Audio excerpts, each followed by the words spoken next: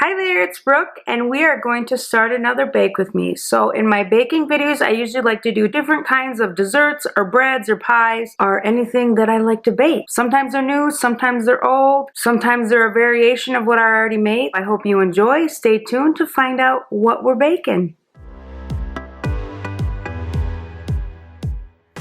For today, we are baking some sugar cookies for Easter. It's the day before Easter, so happy Easter, because you'll see this afterwards. I hope you had a good one. Hope you got to spend some time with family and friends, safely and healthily, and all that good jazz, right?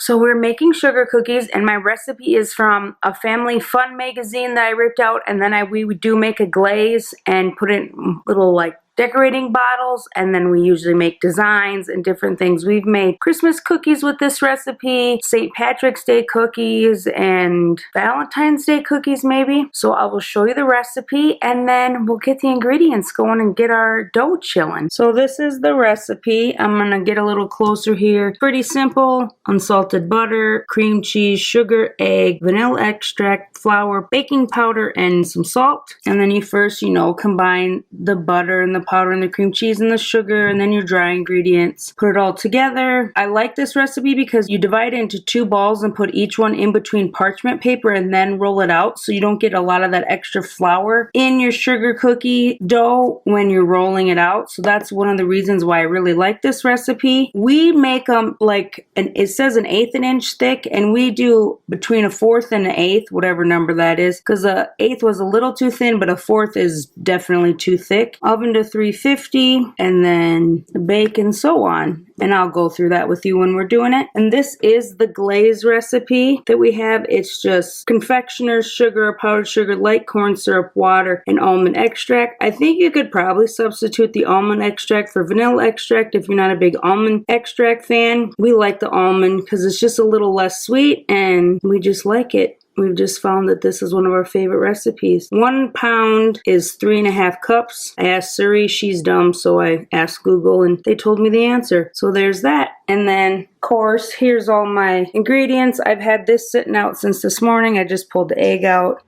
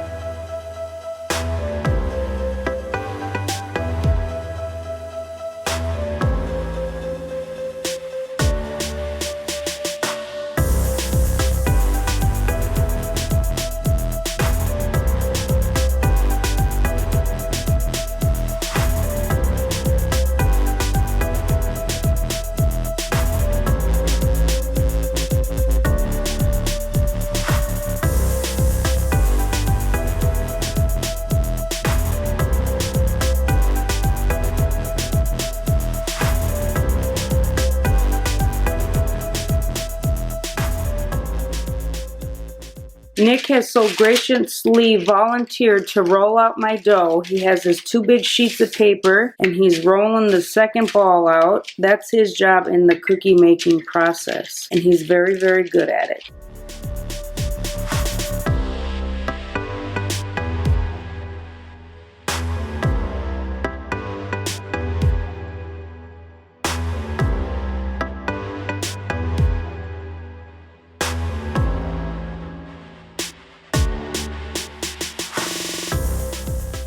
I'm just going to pour icing into my little bowls and then tint it.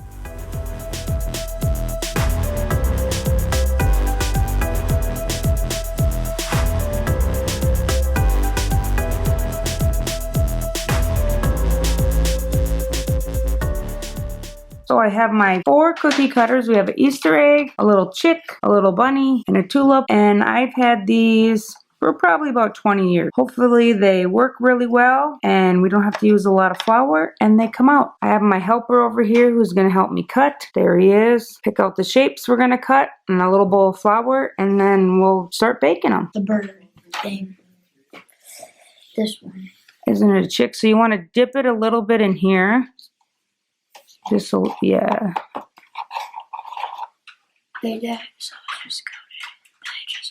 Yeah, that's all you want coated. And remember, you got to try to make as many out of there as you can.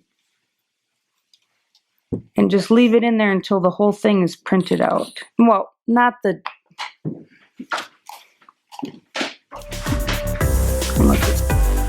It didn't stick.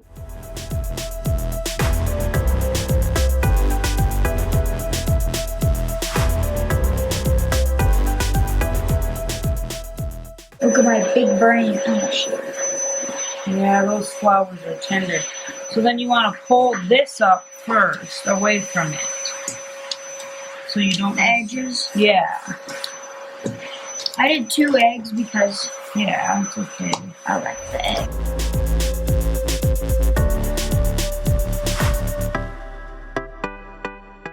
These are the scraps, and Ollie's going to cut some more cookies out of it. We've filled 1 pan, and our tulips are a little wonky because they want to separate at the stem. And then I have 1 more thing of scraps here to roll up, and then we'll probably combine it. I'm going to put the cookies in for 7 to 10 minutes, or just until the edges start to brown up a little bit. So I'm going to start with 8 and then check it.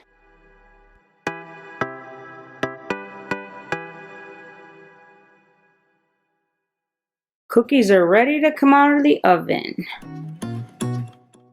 And then we'll let them sit on the cookie sheet for 5 minutes. It's been 5 minutes, so I'm just going to transfer these to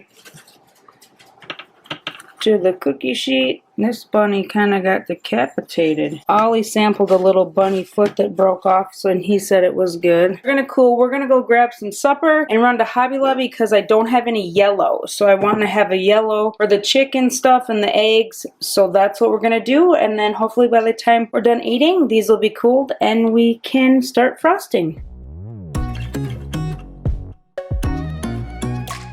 I did the black. It's all done. Those are just going to be for like eyes and details. Rex, please. My little trick for when I put the food coloring in here to stir it is to get those wood chopsticks when you get Chinese and then not use them. So I just stick it in the bottle here with my little drop of pink food coloring and stir it up. So then you don't have to put it into bowls. I just pour it right into the bottle and mix. So here's our eggs. My colors got way more bright than I had intended. So we're going to have some bright eggs or have some bright cookies this time. Here's mine. I'm just doing the outline right now. My ears got a little messed up there. We're kind of letting this set up and dry and then we'll do the flooding here. We're going to see if we need to water it down or if we'll have enough to just do it. I think we'll need to water it down a little bit just so it'll go farther, but that's how we're doing it right now. The stirring in the bottles worked really good, except I put too big of a glop of dye in there, so that would be one of the things with the bowl. You could just use like a toothpick and control that a little better. So this is where we're at so far.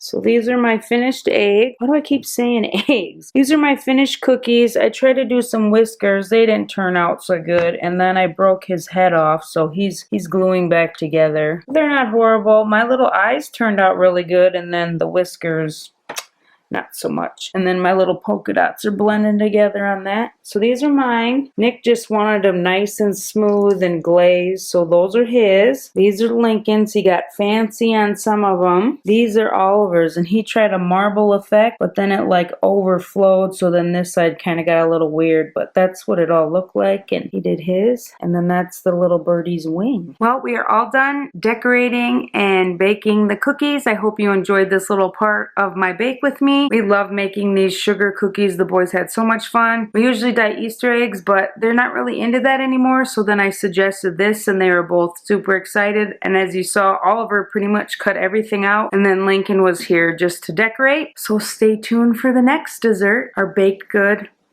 our bread, or something sweet I want to make.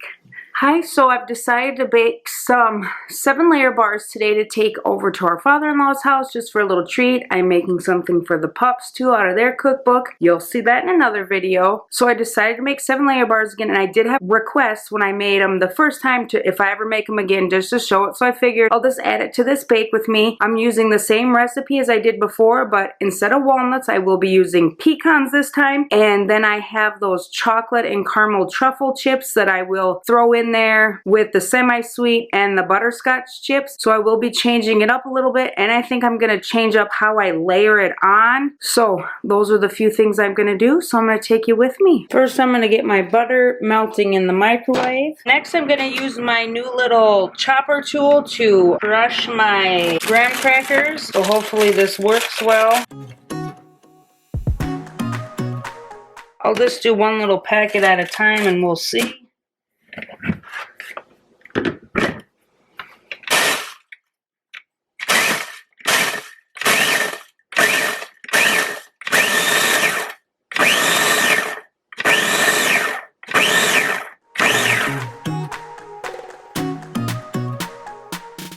I'm going to pour in my ½ cup of melted butter into my 1½ cups of graham crackers.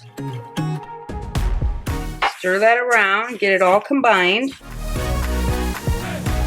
I'm going to put the graham cracker and butter crust into the pan, 13 by 9, and I'm going to press it around to make a nice crust on the bottom. Try to get it as even as I can.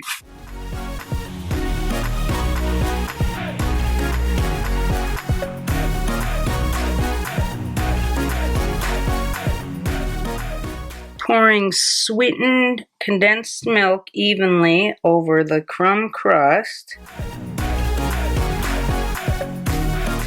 And this is one 14-ounce can of the Eagle brand of condensed milk.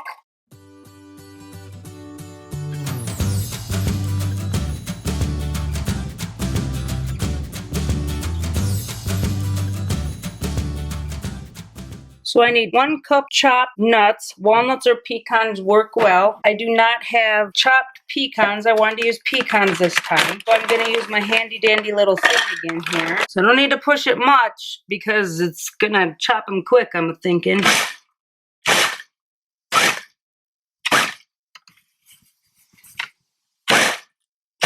So there's how they chopped. I need 1 cup. So I'm going to put the nut layer down first over the milk.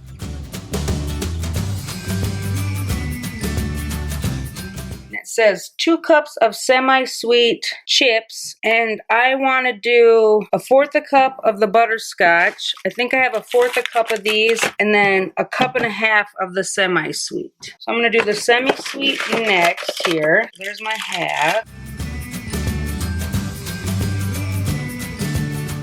And then I need 1 1/3 cups of coconut flakes.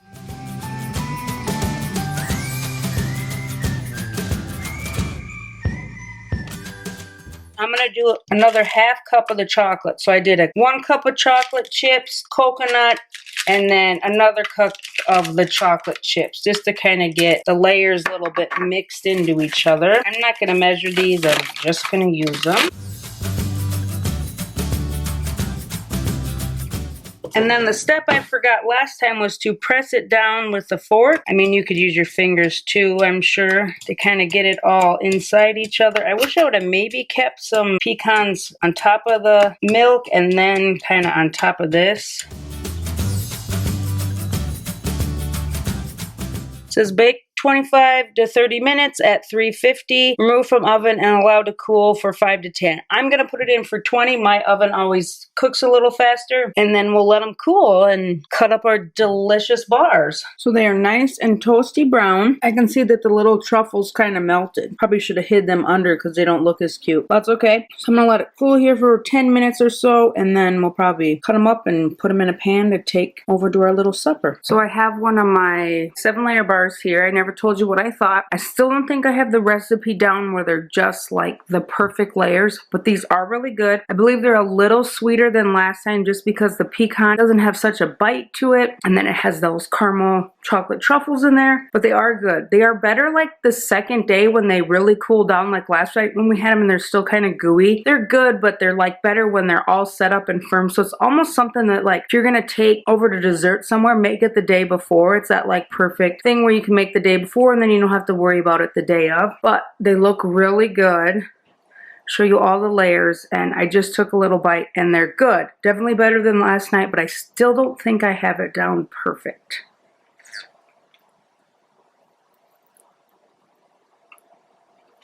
Oh yeah, still good, right?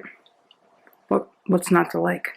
I have the third and final recipe for you today for my bake with me, and I had mentioned it previously when I made my Swedish apple pie that I also make this pie with blueberries, and I also have a recipe for strawberries. So today we are going to make the blueberry one. I wanted to share it with you so you know what I do, and then I will link the recipe down below, and then I will list kind of the variation that I do on it because I make it kind of like my Swedish apple pie, but I use the ingredients from the recipe, like the measurements and everything. We are going to make a crustless blueberry pie right now, so let's get to it. So I have my flour, sugar, cinnamon salt, 1 stick of unsalted butter, vanilla and almond extract, 2 large eggs, and then I rinsed my blueberries. So I have the 1 pound, 2 ounce container here. It says 2 1/4 cups, but I just bought this container and it should work. I also have my 9-inch pie plate. I'm just going to spray it with my vegetable oil and then my bowls. And I preheated my oven to 350, so that's getting there. So I should have it ready by the time I need to put it in. I have greased my pie plate. It says sprinkle 2 tablespoons of sugar like on the top with the blueberry, but I'm going to do that right now over it like I do the apples. And the apples I use cinnamon and sugar. I will link that bake with me down below. I like to have the blueberries kind of on the bottom so it's just like my Swedish apple pie rather than all just mixed in like a muffin. So there's that. So I'm going to let that sit, and now I'll make the dough to go on the top.